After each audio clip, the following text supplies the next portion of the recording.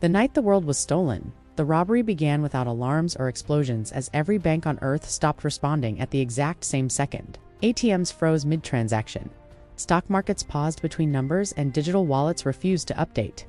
Governments called it a glitch, but Lena Morrell knew better the moment her systems stopped making sense. Lena was not a hacker, but an auditor for the Global Financial Authority, whose job was to verify that the world still functioned logically. That night, it didn't. At 2:17 a.m., a private message appeared on her console, unencrypted and impossible to trace. "You're watching the wrong theft," it said. Lena traced the signal and realized it came from everywhere at once, not from a server or satellite. Another message followed, colder and clearer. "Money is not being stolen. Ownership is." Across the planet, property registries rewrote themselves, while land records updated and corporate ownership shifted without resistance. There was no panic, no riots, just a silent transfer of control. Lena understood the truth before any emergency broadcast began. This wasn't a hack, but a rewrite of reality's legal layer. Then the kidnapping started. Presidents, central bank directors, and infrastructure CEOs vanished without violence and returned hours later, silent and changed.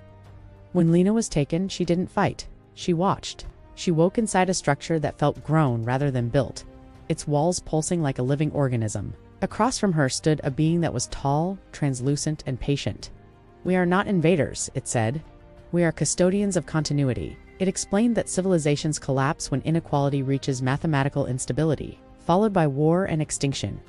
The universe does not allow repeated waste. Earth had crossed the threshold. "So you're stealing from us," Lena said. "No," the entity replied. "We are removing permanent ownership." It showed her the system, a planetary ledger embedded directly into space-time itself. Resources would circulate automatically, power would expire if hoarded, and wealth would decay if unused. "And choice?" Lena asked. "Still yours," the entity said. "But consequences will arrive faster." The leaders who had been taken were given a decision: resist publicly and collapse the system violently, or accept silently and allow the transition to appear natural. Most chose survival. A few chose pride and were quietly removed from history. Lena was offered the final role. She would become the human interface, the visible voice, the one blamed.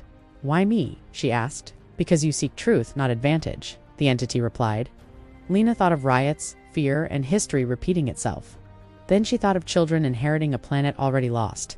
She accepted. The next morning, the world woke up poorer and fairer. Markets reopened under new rules without announcements or alien ships.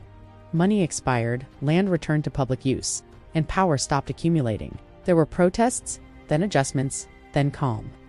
Years later, children studied the event as a cyberratic, a reform, or a mystery. Lena never corrected them. Sometimes she felt the system humming beneath reality.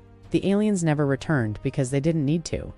The universe was no longer watching Earth. It was balanced. And if you want to hear more stories like this, stay here, because the next one changes everything.